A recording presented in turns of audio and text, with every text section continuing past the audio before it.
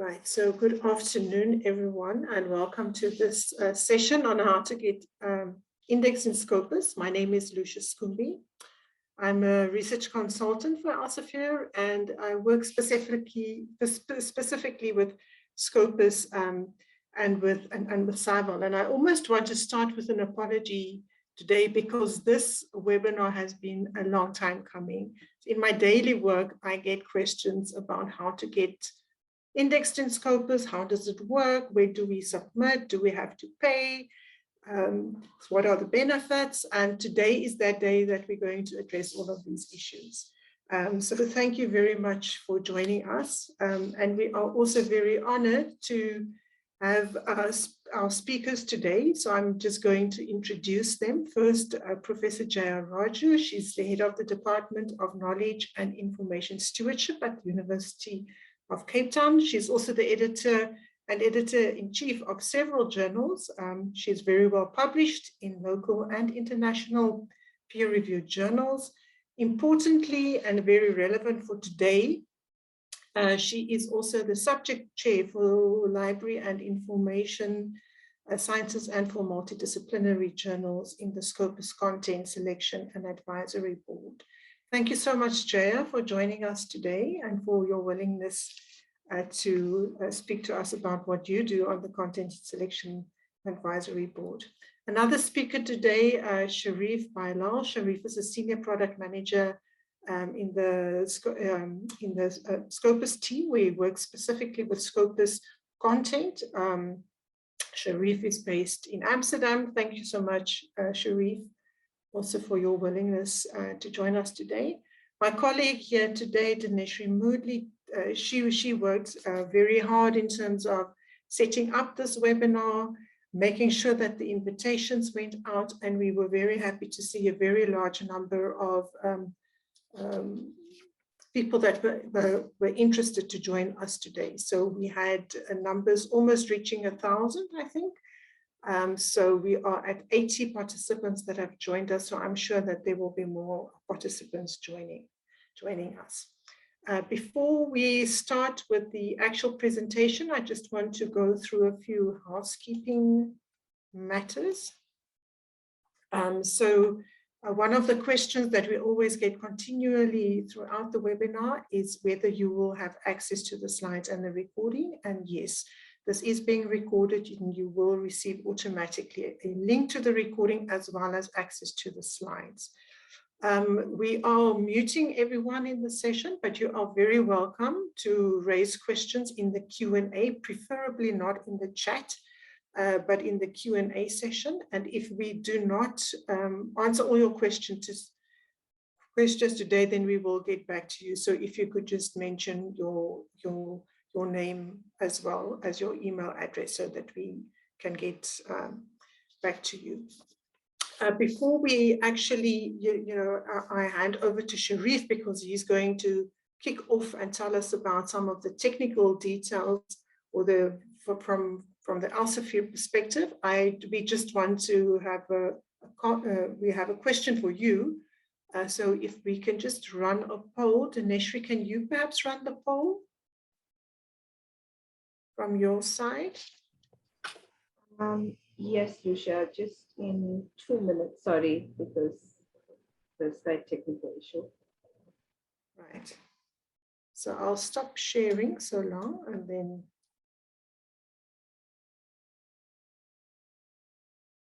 We can do the poll later. So if we want to hand over to Sharif to kick off, that would be fine.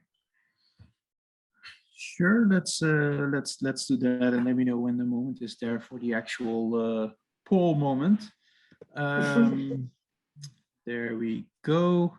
If I can get a quick confirmation that you can actually see my screen, that would be great. We can see your screen. Thanks, Sharif. Perfect, perfect. Okay, so welcome everyone. Thanks for the introduction, Lucia. I don't think I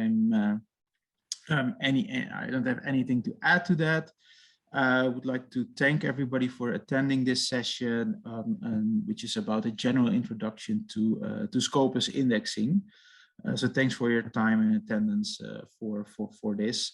So I'm a product manager within Scopus, Amsterdam-based, and today, together with our respected CSAB member Jaya, I hope we can reach as many as possible of you, whether you're completely new to this, whether you've already submitted 20 titles to Scopus, or yeah, we just hope that this session will be useful to you. Any questions will be taken on after the presentation, and yeah, I'll let you know when the moment is there to start with Jaya's part.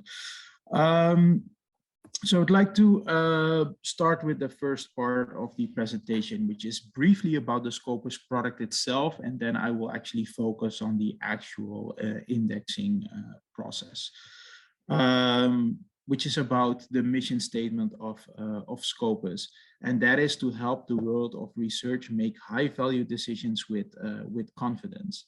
And in order to do that, we need high quality content. So let me explain a bit how we're hoping to achieve that. So Scopus is a source-neutral, abstract, and citation database, and it's curated by independent subject matter experts, also known as the CSAB members. So to empower that process of making high-quality decisions, you need to have representative, trustworthy, and growing information in the form of data. So currently, Scopus includes 82 million research items, including journals, books, serial books as well, and obviously conference proceedings. And these all come from over 7,000 different publishers. With this very rich database, it will offer a comprehensive view on any entity, be it like a research topic or an organization, nation, or any national group.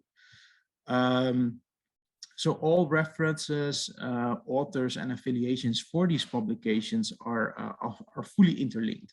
So the database will actually offer excellent indicators to help a researcher either to find and analyze which journal to read and to publish in, or even to find a potential future collaborator. So briefly about on different document types that we publish in Scopus. I'm not going to spend too much time on this because I really want to focus on the indexing part. But since this is recorded and will be shared afterwards, you can actually consume this at a later moment. But here you can actually see that for journals, conferences, and books, we offer a truly global representation across all the different subject areas in the spectrum of science. And if you look at the actual source where our content comes from, you can actually conclude that the Scopus content data set is a truly global representation. So if you look at some of the bigger regions where our content is coming from, you can see North America and obviously Western Europe. But you can also see that that other continents are quite well represented, and especially if you compare that to our nearest competitor, you can actually see that Scopus is outperforming these with quite a bit. And because of the comprehensiveness and all these various content types across all these different disciplines that we have in our database, Scopus can really be considered as the gold standard for several use cases like evaluation, ranking, reporting, landscape analysis, or any other strategic efforts for which you would need such a broad data set. And here you can actually find some of our customers that have chosen Scopus as their collaboration partner in their missions or analysis that they perform. So for all the benefits and use cases of Scopus, you need to have this high quality data set. And therefore it's of utmost importance for Scopus to be highly selective in the serials that they actually accept for Scopus inclusion. So we're arriving at the second part of my presentation, and that is actually the chapter of how serial titles are actually selected for Scopus indexing. So all serial titles are selected by an independent content selection and advisory board. I will refer to them as the CSAB for the rest of the presentation. So the CSAB is an independent board of subject experts from all over the world. They're really chosen for their expertise in specific subject areas, and many of them have either have or had journal editor experience. So this is a photo of our, this is a photo of our latest in-person board meeting, actually taken in 2019. Where we actually met in China to discuss the ever-evolving publishing landscape, current trends, and how to continuously improve our selection policy. So we usually have these board meetings twice per year, and I do want to mention that even though this board is meeting twice per year, that does not mean that the selection of titles is also only being done twice per year. Selection of titles are actually happening throughout the year via an online review system.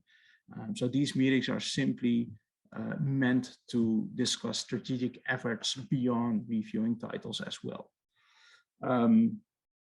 So now that we know what group of people is responsible for reviewing all these serial titles, I would like to explain in a bit more detail what the actual requirements are. As you can see here, all serial titles are need to adhere to something that we refer to as the minimum criteria. This is simply technical, so we don't check for specific quality indicators yet. This is a technical requirement that every title will need to meet. And Scopus receives about 4,000 title submissions on a yearly basis. That has been quite consistent over the past years. So this is quite a big number. So the first thing we do is to check for these four minimum criteria. A title needs to be peer-reviewed. If not, we cannot accept it for evaluation. It needs to have English abstract and English article titles. Obviously, Scopus is an abstract and citation database, so the abstract is quite an important piece of information that we capture. So in general, a title needs to have the abstracts in English and the article titles in English as well. It needs to be a regular publication, meaning that it should have an ISSN or an ESSN that is registered with the International ISSN Center. So we actually need to be able to validate that that ISSN has been registered with the International ISSN Center. And lastly, it needs to have an online valid publication ethics and malpractice statement. Something that, with the rise of predatory publishing has become increasingly important over the past years. And also journals that are newly launched need to have a minimum publication history of 2 years. So we need that in order to ensure that a journal has a bit of an archive or a track record. So whenever the CSAB is looking at a journal, it will already have accumulated citations, for example, or published a decent amount of articles that they actually need to review. So if a journal is not meeting one or more of these technical criteria, we will actually provide feedback to the publisher, and they can fix it and get back to us. And then we're happy to continue the review process once all these criteria are actually in place. I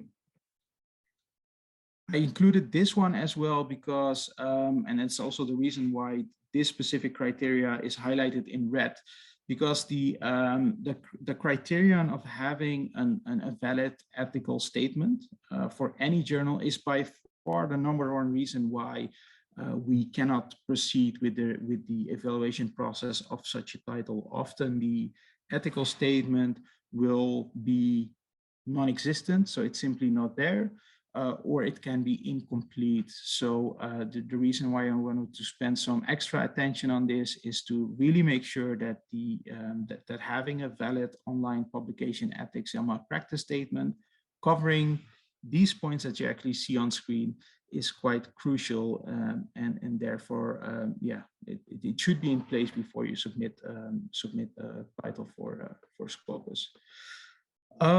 If you're not really sure, you can use a tool called Ready for Scopus, which was actually designed by some of our colleagues to actually help people.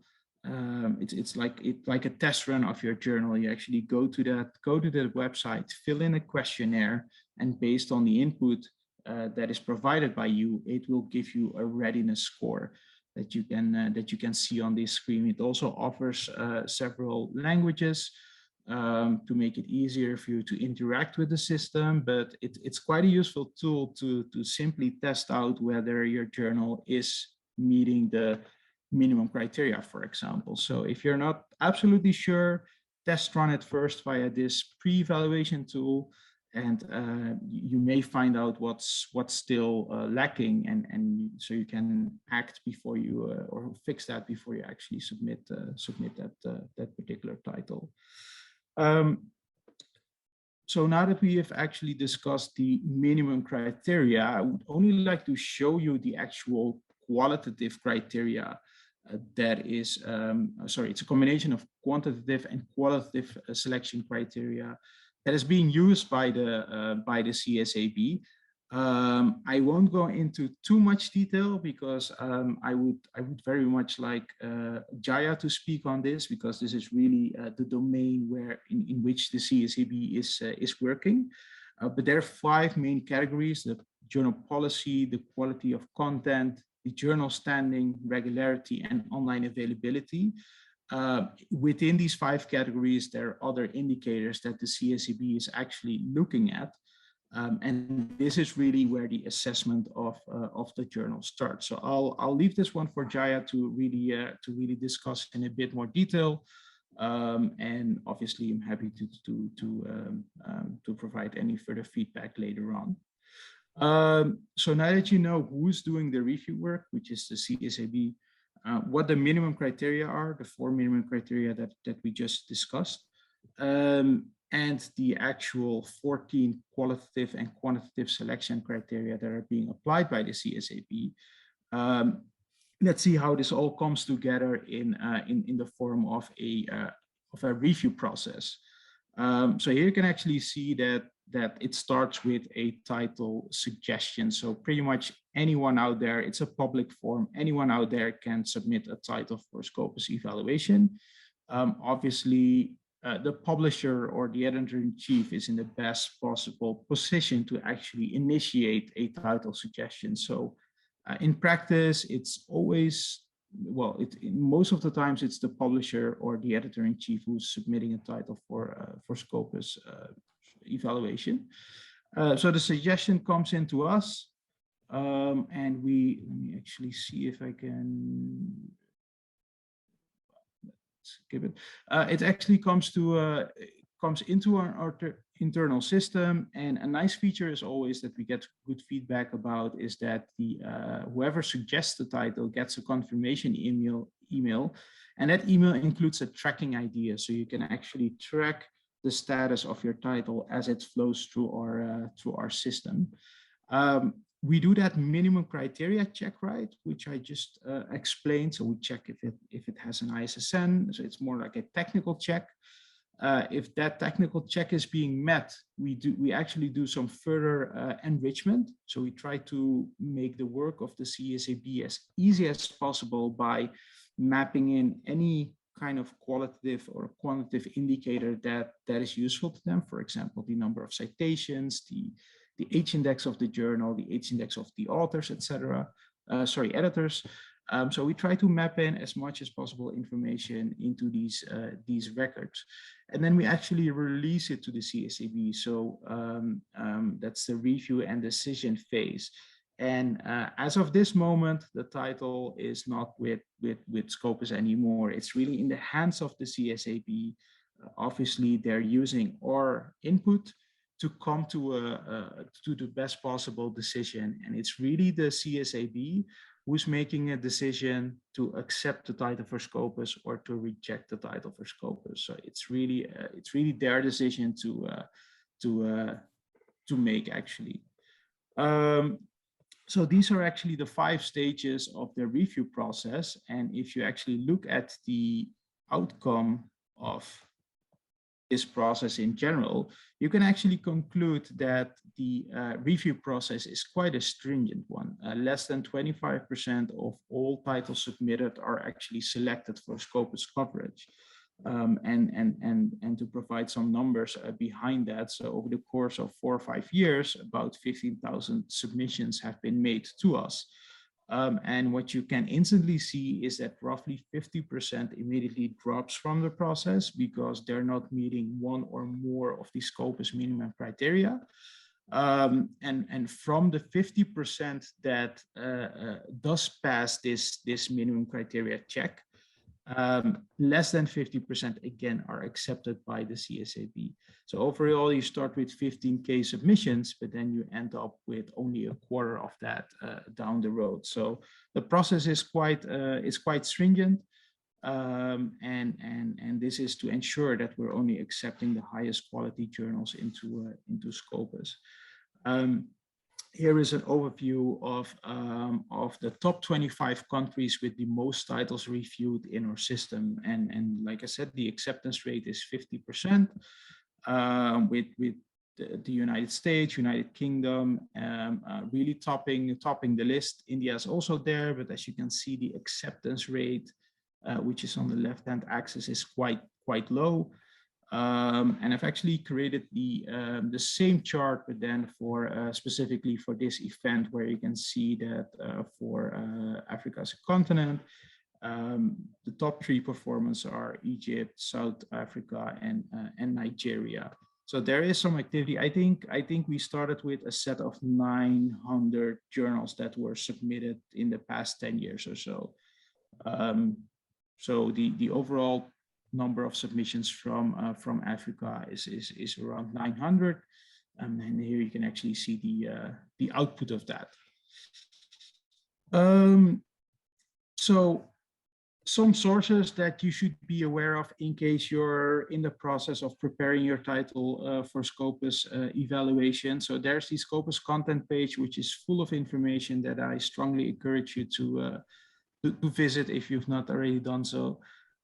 Make sure you're aware of the minimum criteria check and update your journal website where necessary. The selection criteria that Jaya will also touch on later on should also be something that you should be aware of, so you actually know what the CSAB is looking into. So once you have a good feeling of the criteria and all the requirements that you need to meet, only then use the Scopus title selection form.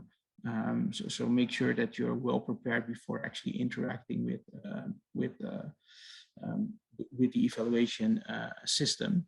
So in summary, we have the Scopus mission as a product to help the world of research make high-value decisions with confidence.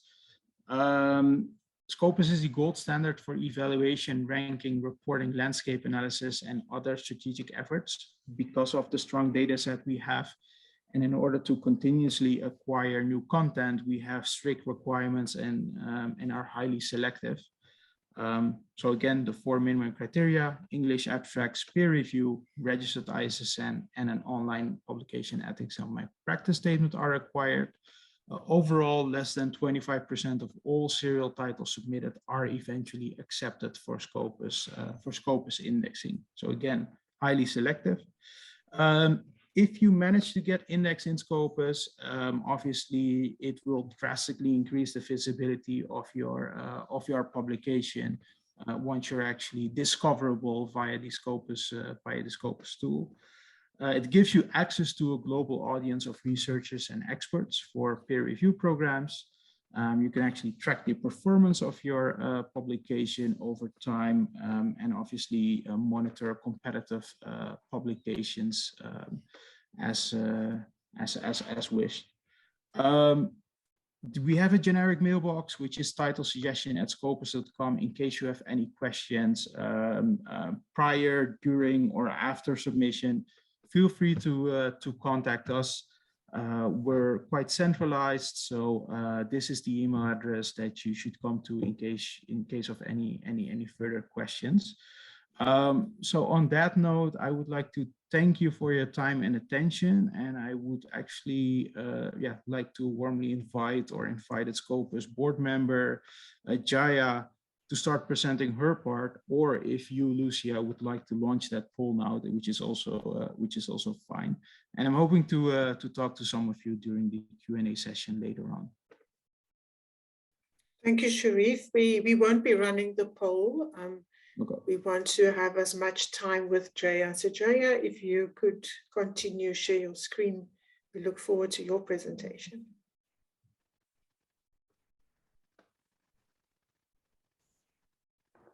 Thank you, Lucia. Lucia, are you able to see my screen? Not yet.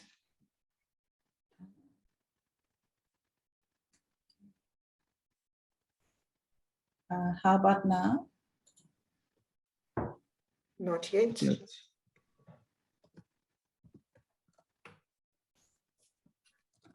Let's see.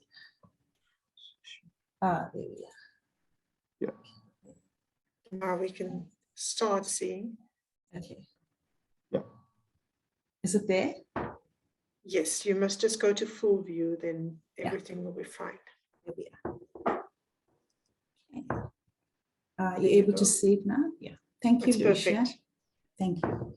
Thank you, Lucia. And thank you for giving me the opportunity to share my experiences as a CSAB subject chair.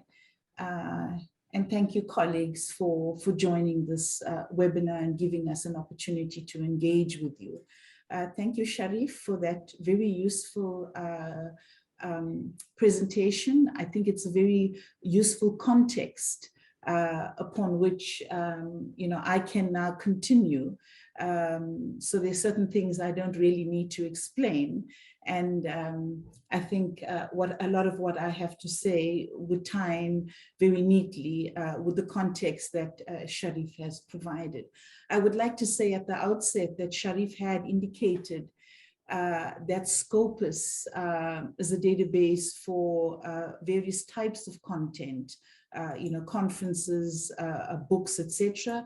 But this particular presentation is geared towards journal content particularly. There are three main areas that I would like to focus on. The first one, my role as a subject chair, because I think it's not often as journal editors that one gets an opportunity to kind of almost look through the lens of a subject chair in terms of what we are looking for when we are evaluating journals for accession to Scopus. Then I would like to focus on something that Sharif touched on, but he left to me to unpack in more detail. And those are the 5 main areas of evaluation, which you can see on the screen, and a brief comment on publication ethics, and importantly, some concluding remarks. As I've already indicated, Sharif has covered quite nicely the technical aspects, and my focus is going to be on the qualitative aspects. And here I would like to emphasize the independent perspectives of the subject chairs, where we come forward into the process as scholars and as journal editors ourselves. And what I would like to do in the next, during the course of this presentation is share not only my own experience in evaluating and selecting journals for Scopus listing, but also some of what I have gathered from my fellow subject chairs, because remember, we all work in different disciplinary domains. And I'm in a position to do that because we do meet twice a year, well, prior to, to COVID times, and of course, which we're going to continue to do shortly again. And we meet in different parts of the world. And for me, this is important for two reasons particularly. We get an opportunity to share and engage with each other. We're always discussing how we go about the evaluation. And also it gives us an opportunity to also engage with local role players, hence the meeting in different parts of the world, because the whole idea is journal quality development. So it's just not engaging with each other, engaging with the Scopus team, but also having the opportunity to engage with local role players. And you'll see just now, I will discuss the important aspect of of a journal location in different regions of the world. First of all, my role as a subject chair. There are about 17 of us. Sharif shared with you a photograph which gives you an indication of the size of of the board, and he's also indicated the group consists, or the board consists of scientists and researchers being drawn across all fields of research. And our responsibility is careful and continuous curation of content. Sharif emphasized the rigor of the process. So we look at it very carefully, and as he had also indicated, we don't just do this twice a year. We do it on a continual basis. In my case, for example, and in the case of most of my colleagues on the board, we are looking at journals almost every week. The idea is for us to determine whether a title is eligible for accession to Scopus. And we do that by applying a set of selection criteria. And something that I need to say about the selection criteria, it's not something that is static. It is continuously developed as one of the reasons why we meet twice a year, and also, continually engaging online as well as subject chairs, and also with the Scopus team. And in that way, looking at what possibilities there are to refine those selection criteria. We also have a role in re-evaluating titles that have already been indexed. Sharif has emphasized the gold standard and the quality of the abstract and citation database. So once one gets into Scopus, it's not as if you have arrived. One has to continue to maintain the quality of the journal, because from time to time, re-evaluation does take place.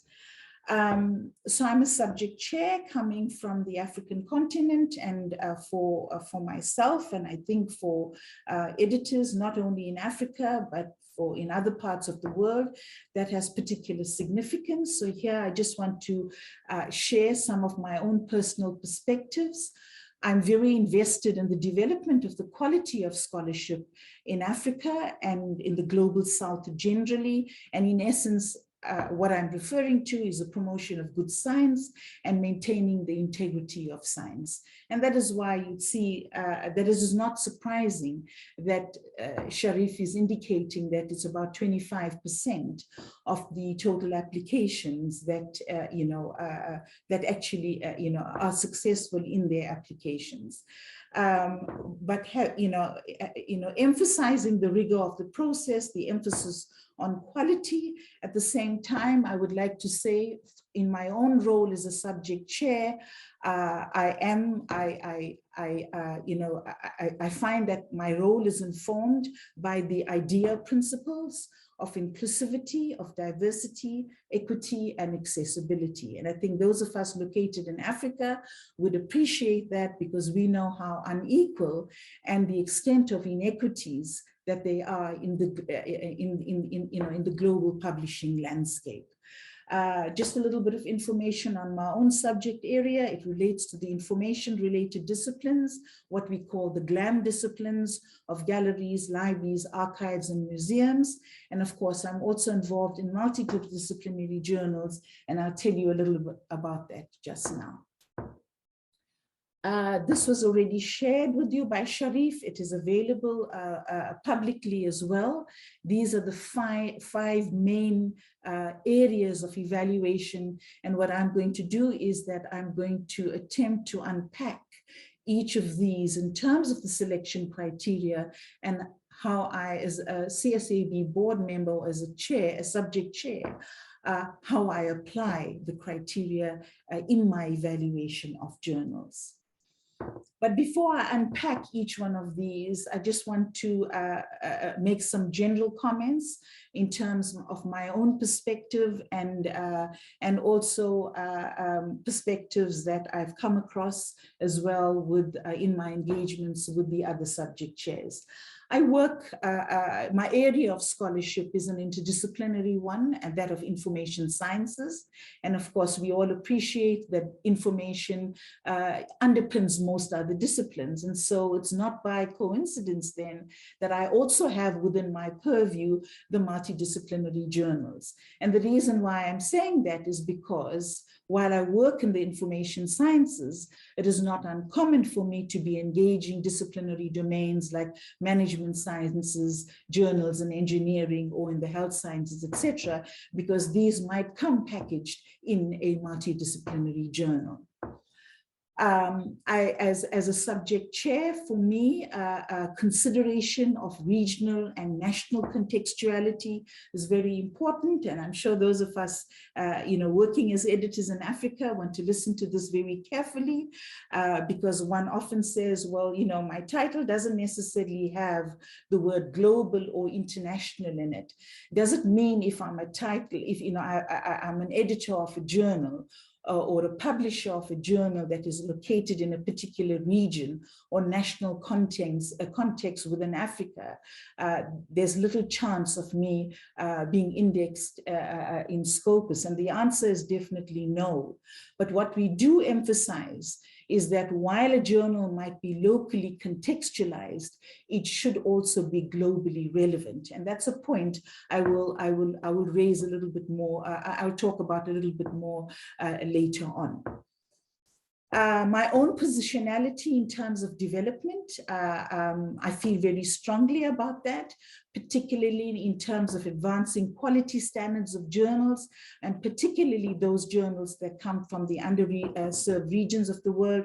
You'll see my little graphic there depicting the global north and the global south, and how challenged sometimes journals or publishing houses, for that matter, can be in the global south with some, very advantaged competition from the global north. So often there is an assumption that it's, well, of course, you could see the figures that Sharif shared with you in terms of how the North American context and the Western European context dominate in terms of accession to Scopus. So in my role as a subject chair and in my applications of the IDEA principles, I'm particularly looking at a development positionality and pay particular attention to those journals coming from the underserved regions of the world.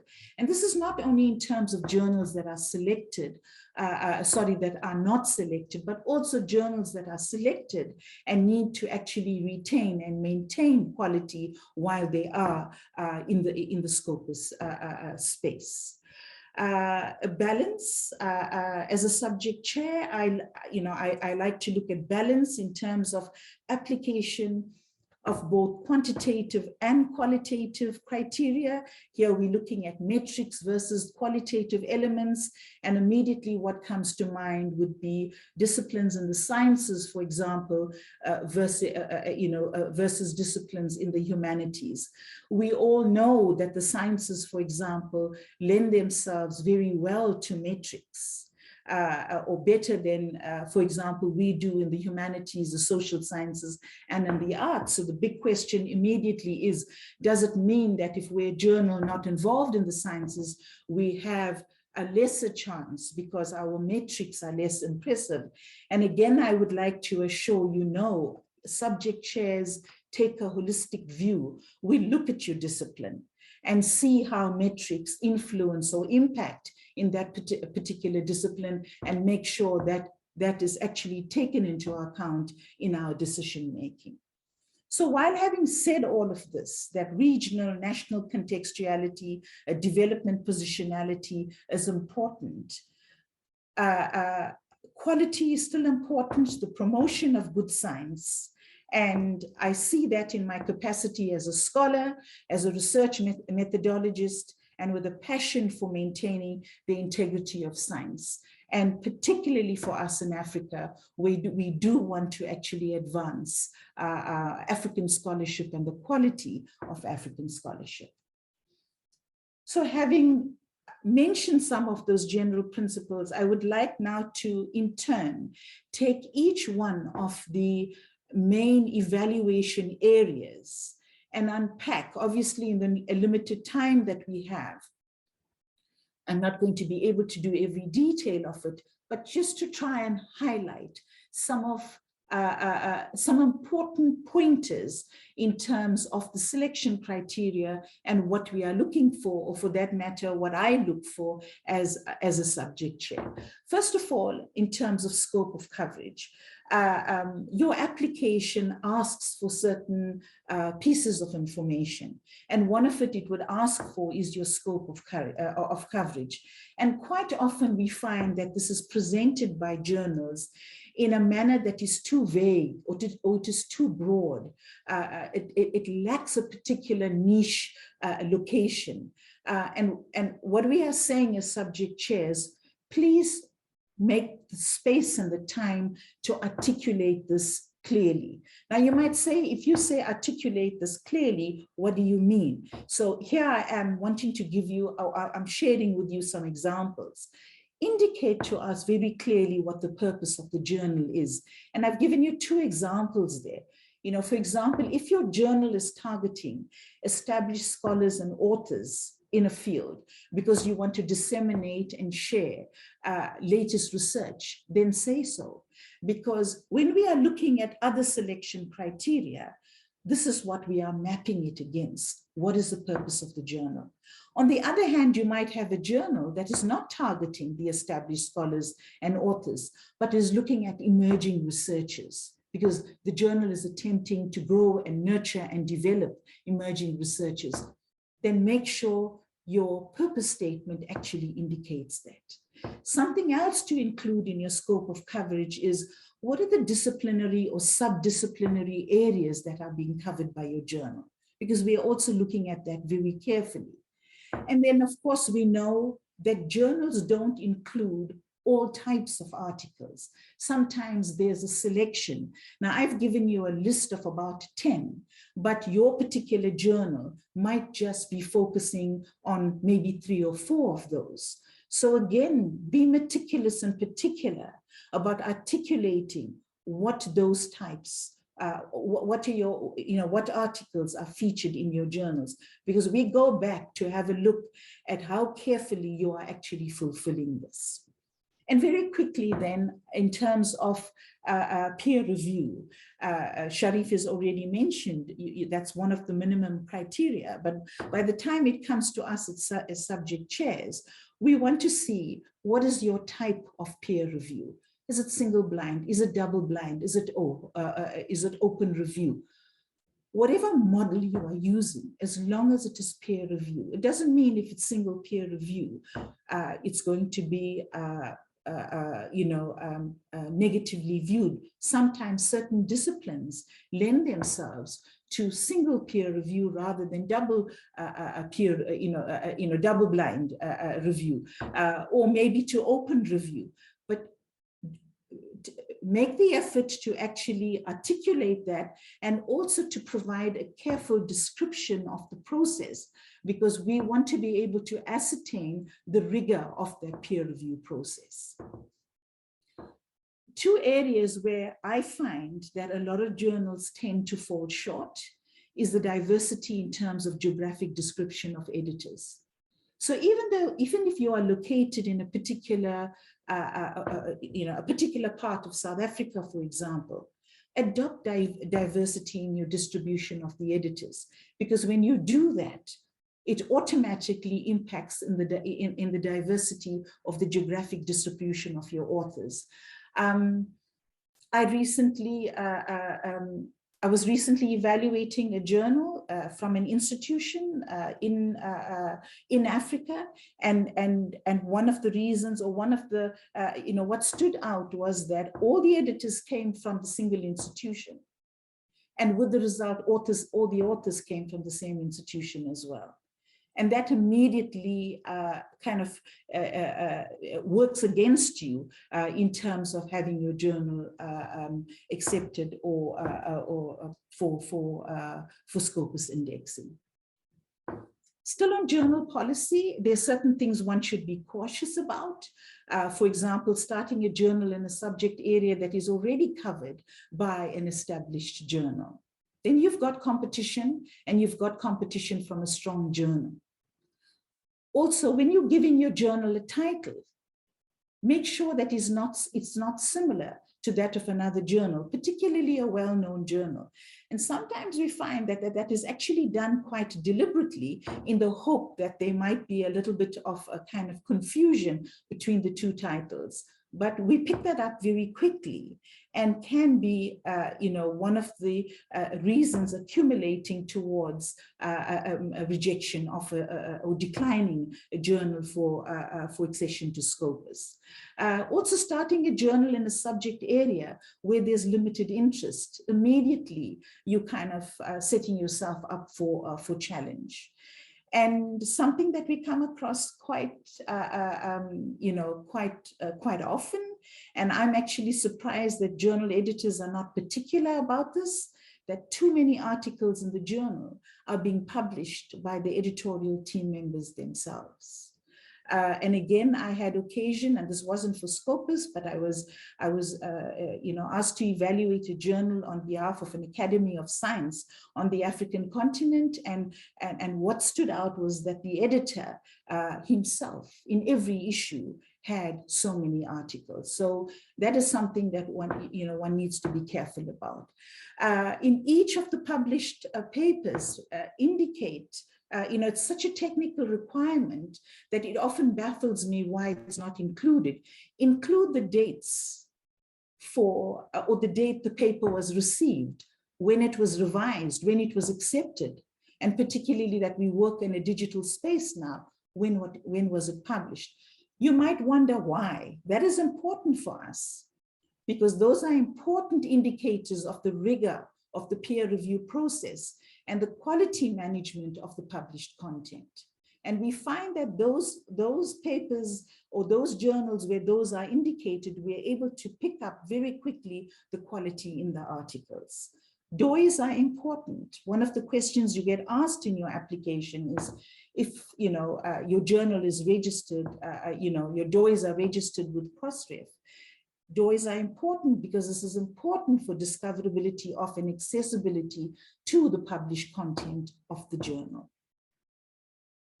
So what about number of issues and items published per year? And when we look at these responses from journal applications, and we, as subject chairs, we often wonder, I wonder what editors believe. Is it, is a high number or low number good enough?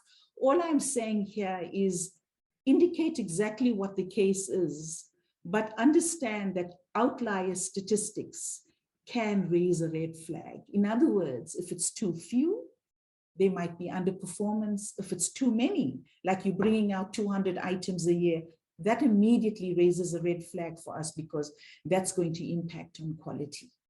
The same applies to average manuscript turnaround time. And I often think that editors kind of guess this. I've given you two examples. For example, 4 to 6 weeks, that's the manuscript turnaround time. And in terms of your acceptance rate, What is it? Should I put 80%? Should I put 20%? I'm giving you an example of 60%. I'm not saying that is what you should put in, but what I'm saying here is that if your statistics are too high or too low, again, that raises a red flag for us. Sharif didn't mention it, but Scopus has a radar tool that tracks these outlier statistics. And that is how the subject chairs are able to get statistics. And while we work on some statistics that are provided to us by Scopus, we also do our own independent searching as well and make inquiries, for example, particularly in areas where we need to find out more information. I would like to move on to content quality and just spend 1 or 2 slides looking at this as well. Remember earlier on, I indicated how important it is to tell us what is the purpose, what is the scope of your journal. So when we're looking for quality in the content, we are asking ourselves the question, is there alignment between the content that is presented and the stated purpose of the journal? If there isn't, immediately then we detect this malalignment and it becomes a problem. Are the articles making a contribution to the field? And this is where our subject expertise as subject chairs becomes important. We are able to make that assessment because of having worked in the field for a long time. And if we need to, we consult with each other as subject chairs. Is there evidence of research grounding in the content? So what are we looking at? We're looking at your headings, your subheadings in the articles, the use of literature, empirical visualizations, etc.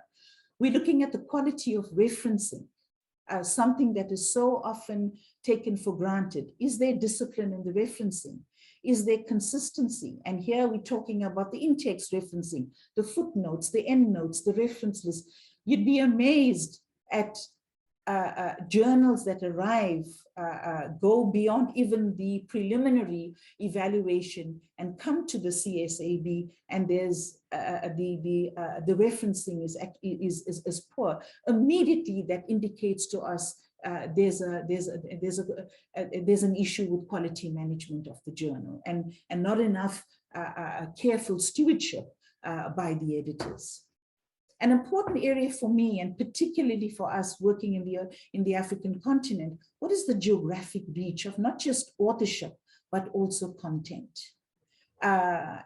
Quite often we'd say, okay, we're located in Africa, we have so many disadvantages, we are so underserved, so dominated, by the global north.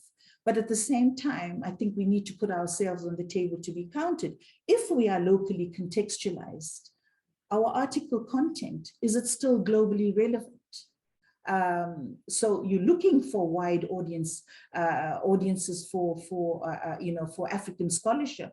So it's important that even though locally contextualized, there should be global relevance.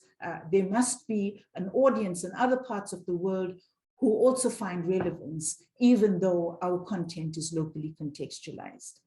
The controversial area, I say controversial because we know metrics, statistics never tell us the whole story. So how do we deal with citations? Yes, citations are, it's important evidence of scholarly relevance, but again, as I'd mentioned earlier, it's not only discipline dependent, because it's also time dependent.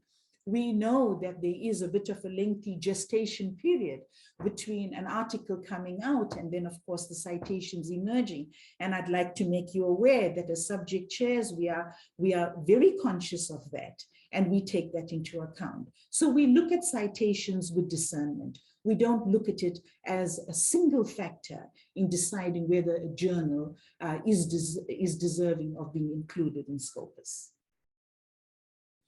A further slide in terms of content quality, technical things like layout and typesetting of the articles. We want to see it professionally presented. I'm sure your reader wants to see it professionally presented as well.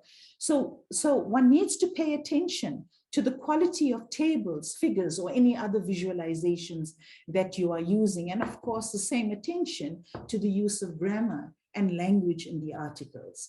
watch out for uneven scholarly quality amongst journals, because, if you put a first paper that is of high quality and a last article, but in between there are quite poor quality articles, we're able to pick that up very quickly. And of course, if on your website you are not providing proper author guidelines, that is actually going to reflect in your content. So one of the places, for example, I go very early in my evaluation process is I go to the journal website and I peruse in some detail at what the author guidelines are.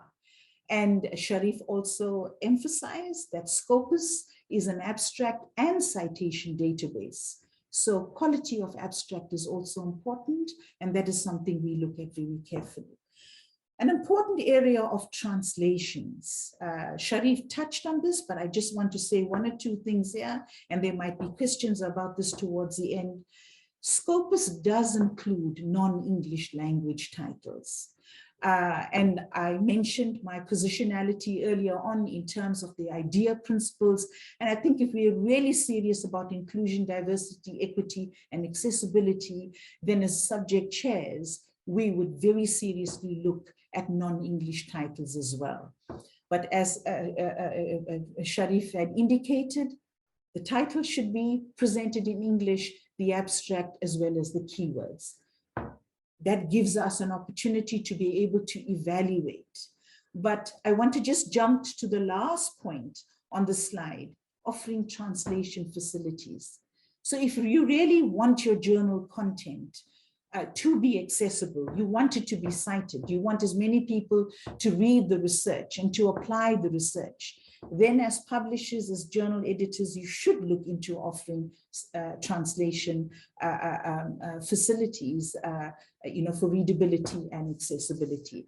And Lucia and Sharif, please correct me if I'm wrong, but by my assessment, roughly about 10% non-English titles in Scopus. But I would like to think that this is likely to increase in the future as technology development allows for machine translation, and more and more titles that are not in English get an opportunity to come forward and be included in Scopus. References, yes, very important for the reference list to be in Roman script. And of course, there are journals that are published in non-Roman alphabet languages. And one of the requirements is to try to have at least 80% of the references in Roman script. But again, with machine translation coming to the fore, the balance is shifting here as well. And I feel very pleased about that, because for me, that allows for more inclusion and diversity in Scopus. The important area of journal standing, and I quite often, I personally, I believe that publishers sometimes and editors might not be paying too much attention to this. So hence I feel, I'd like to emphasize this. For me, an editor-in-chief, and being an editor-in-chief myself, initially of a South African journal, but now of an international journal, a journal editor is so important in stewarding the growth and development of the journal.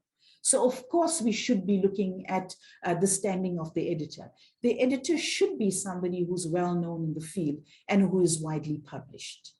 And as subject chairs, we want to be able to see the profile of the editor. Why? We want to know what your H index is, what your document output is, what your citation performance is. So this is an area where we are going to be looking at these metrics, because we'd like to think that a journal should be in the charge of an editor with good standing. We quite often come across journals where it's problematic in that we do not find a profile of the editor in any public domain, and that immediately becomes problematic for us. And that's an area that we red flag immediately. What about editorial boards? Sometimes the boards are so big that immediately it raises questions about padding. Maybe those individuals are not even aware that they are on those boards. And remember, your subject chairs are pretty well known in their fields. So a few inquiries and it reveals very quickly that a number of names have been included on those boards, but they are actually not members of those boards. So some honesty, some integrity, and also some very careful constitution of editorial boards. It's very important. Be careful that your boards are not too institution or nationally focused. This becomes problematic because then your journal will lack that wide reach. And as I had indicated earlier on, the wider spread your editors, and here I'm talking about members of the editorial board, advisory, associate editors, managing editors, etc. The more globally they are spread, the greater your chances of attracting content from different parts of the world. And then very quickly, I want to mention citations again, but in terms of journal standing, I'm going to emphasize again that we view this with discernment. We do give consideration to the discipline involved and how well it lends itself to citations. Some disciplines don't. And of course, again, the example of sciences versus the arts, humanities, and social sciences. And as I indicated, as subject chairs, we're very aware of this, and we do take it into account. And I think quite often editors like to hear that is considered. But for journals in disciplines that are very citation oriented, we also very, very careful. A big citation count doesn't automatically talk about the scholarly standing of the journal. We look into what percentage of the articles are cited. Is it just a small percentage, or is it generally across the articles? Who's citing them? Okay, how recent are the citations? Are the citations just coming from one region of the world, or is it globally spread? And in our evaluations, we are also very vigilant about identifying cases of self-citations. Here again, the Scopus radar tool becomes important because here the algorithms here help to track self-citations. And as I come to the end of my presentation, just a few slides, I want to talk about publishing regularity. That it was I think the fourth area that Sharif mentioned, and which I shared with you earlier on in the slide showing the 5 main areas. And not much to be said here, except to say, are the issues published regularly as per schedule? The application asks for the schedule. Is the journal keeping to the schedule? If it is delayed, by how many issues is it delayed? Those are some of the things that we look at. We are working in a digital space. Online availability is very important. Is the journal being covered by major bibliographic databases? And if it is, which ones? We're interested in knowing that. Does it have DOIs registered with Crossref? And for those of you in the room who, a Crossref is an official digital object identifier registration agency. And I explained earlier on why the DOIs are important. Does the journal have an English language homepage? English language so that it's more accessible. If it's not English language, is there a translation facility available for the homepage? What is the quality of the homepage? And of course, on the journal website, is there an organized archive of articles so that those articles or the content of the journal may be accessed? And very quickly, in my as I near the end of the presentation, Sharif touched on this. Unethical publishing practice is a global challenge. Sharif mentioned the word predatory. I personally am reluctant to use the word predatory because different people define predatory differently. I like to differentiate between, journals of a certain level of quality. A journal of poor quality is not necessarily a predatory journal. It's aspiring towards better quality. And predatory for me would refer to, for example, a journal engaged in unethical publication practice.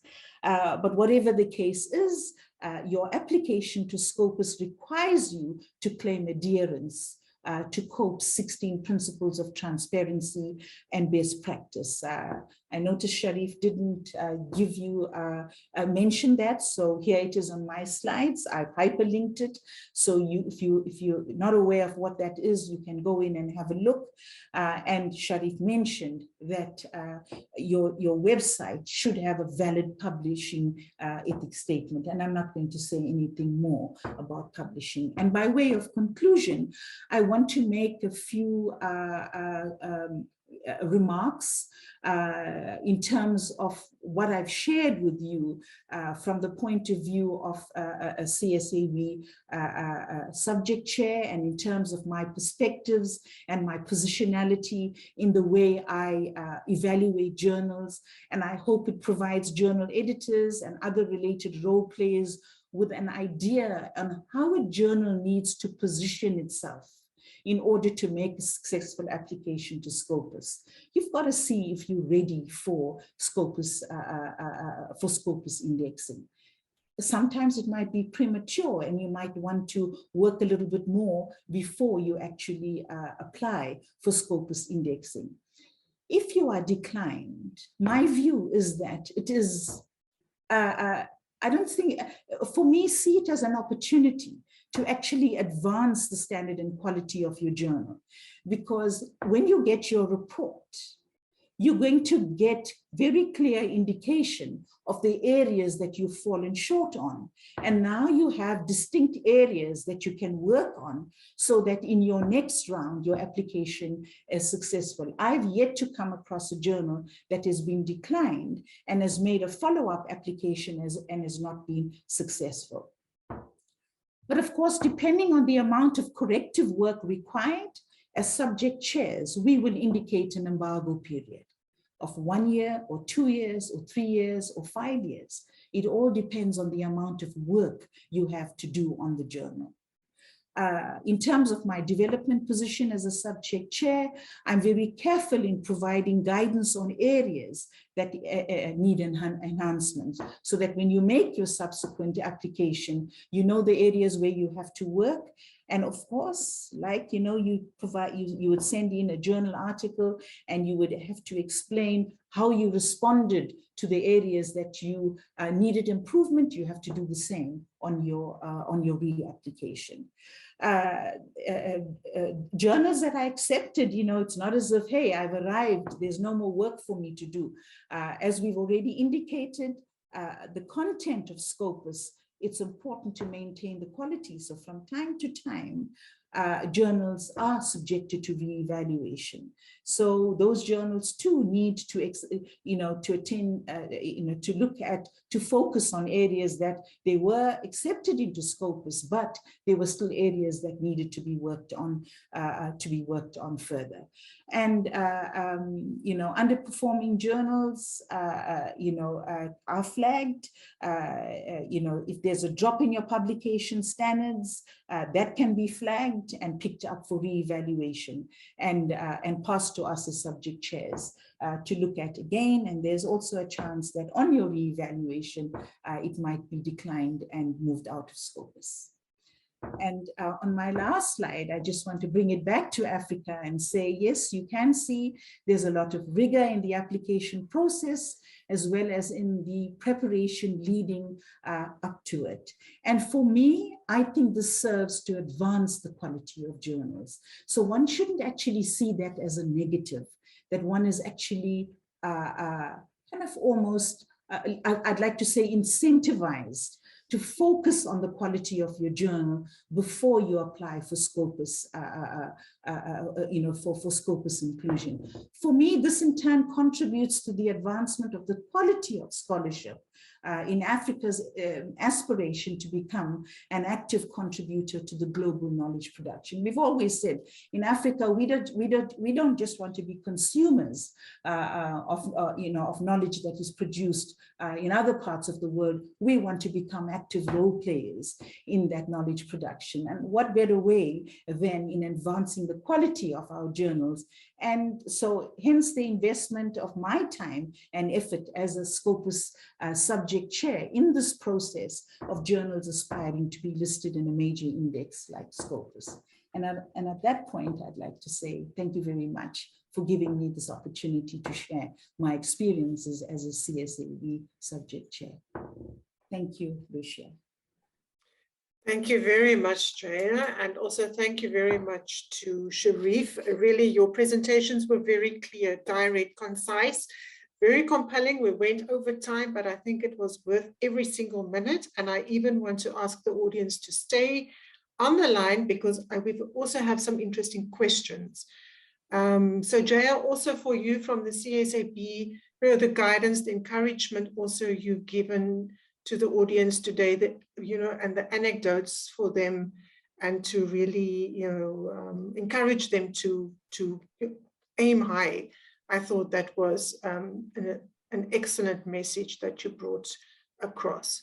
We do have some questions, and let me just start with some of them. We won't be able possibly to do all of them. So there's a question from Jaco Fusagi, who wants to know if you did mention in terms of number of publications, but is there a guidance in terms of how to think about the number of publications per year? Jaya, would you like to answer that? Lucia, I'm assuming it's the number of items, irrespective of how many issues. Is that what the question is? I notice you say publications. Guideline on the number of publications that we should aim for to get indexed. Yes, so I'm assuming it's the number of items. Yes.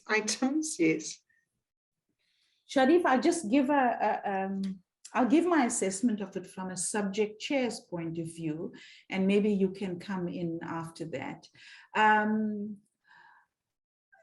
I don't think it's, I don't think it's possible to actually say, give a finite figure.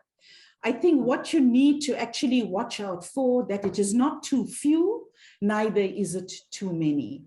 And when I look at my experience as a journal editor, I think if you, it's an issue coming out 4 times a year, and if you have between 6 to 8 or even up to 10 items in an issue, I think you're pretty much okay.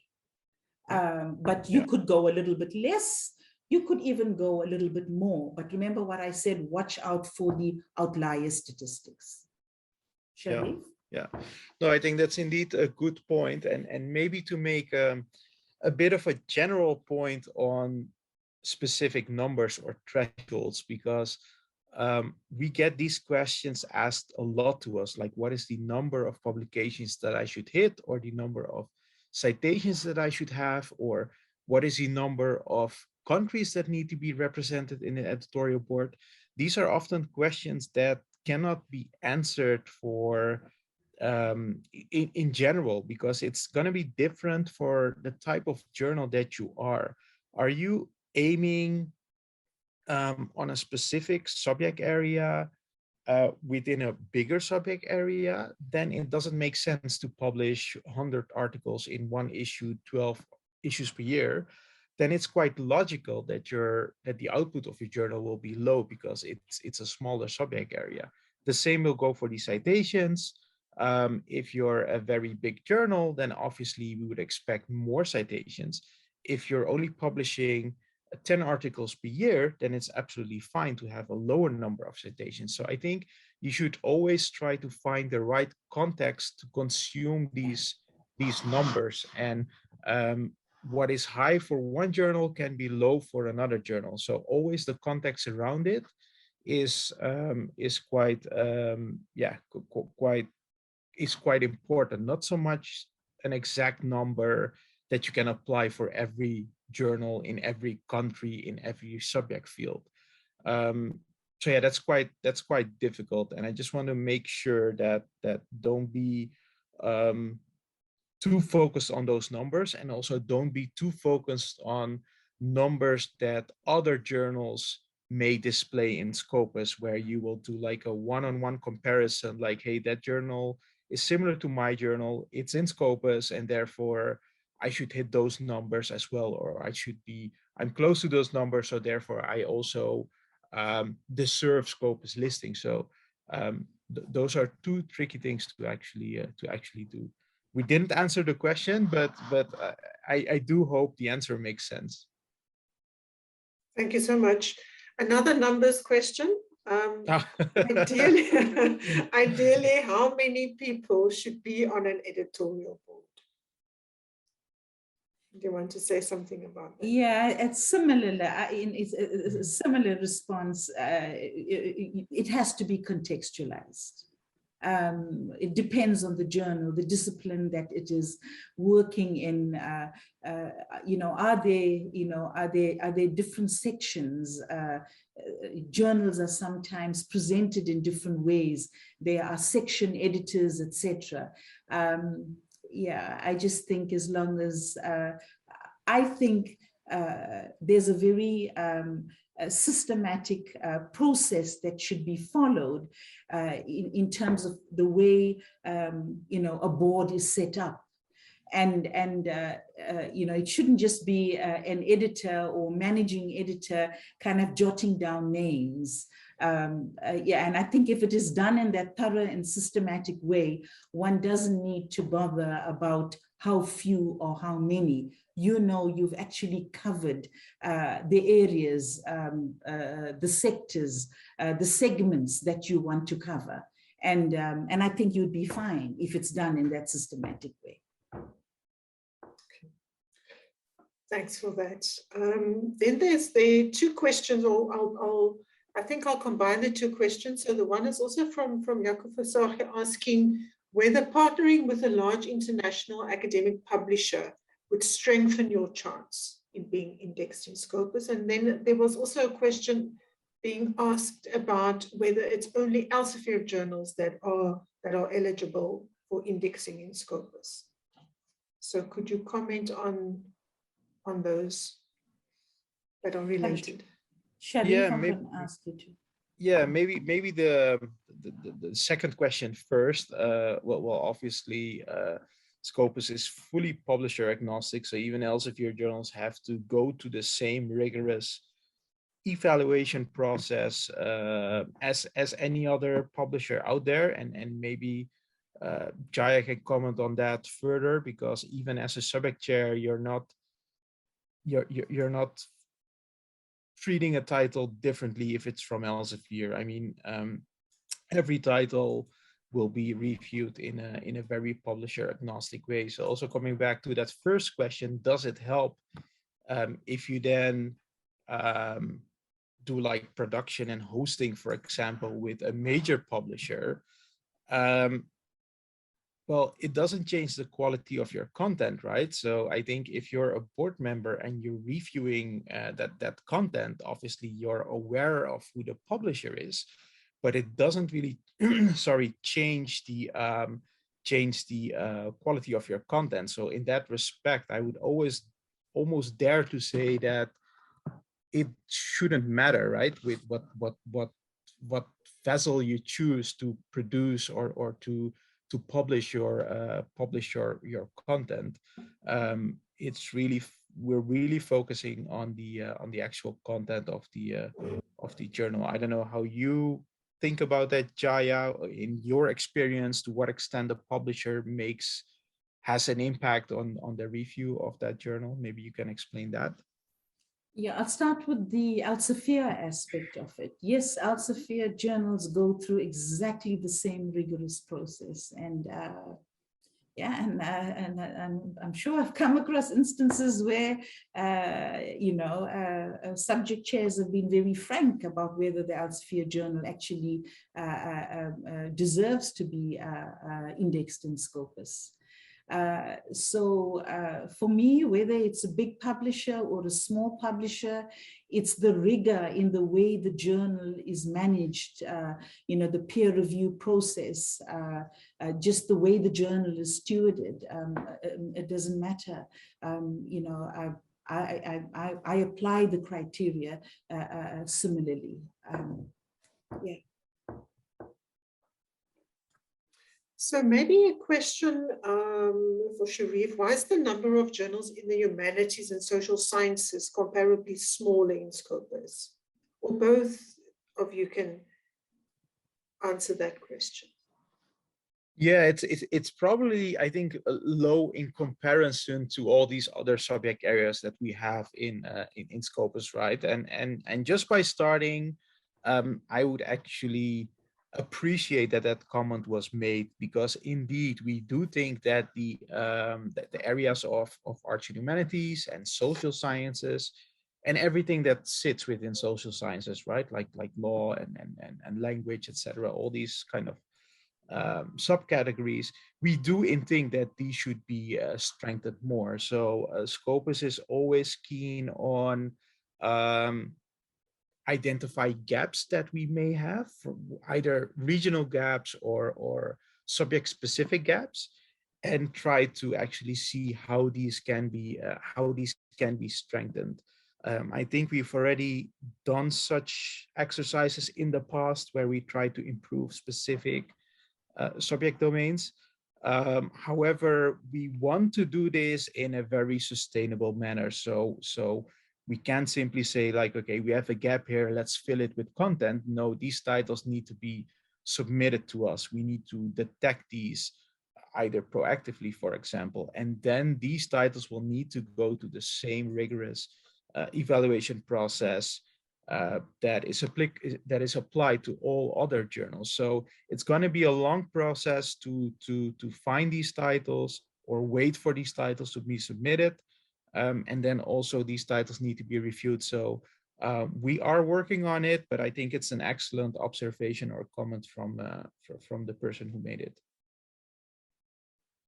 And if I may just add, yes, look, it's also a historical thing as well. The sciences have had a head start in research, and science research was established much earlier than research in the humanities, etc.